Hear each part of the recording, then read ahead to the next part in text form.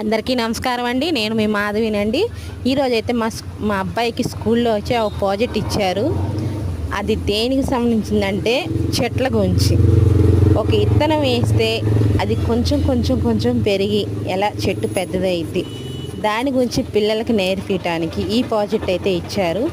దానికోసం కూడా మేము చాలా కష్టపడ్డాము, అన్నీ రెడీ చేసాము. అట్లాగే ఆ ప్రాజెక్టు పూర్తి చేసాము.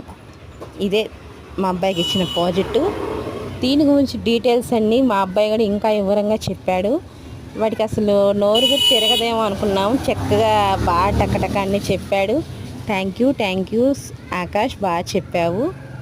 ఫస్ట్ టైం మన వీడియో చూసేవాళ్ళు ఎవరైనా సరే ప్లీజ్ సబ్స్క్రైబ్ చేసుకోండి. Thank you, bye.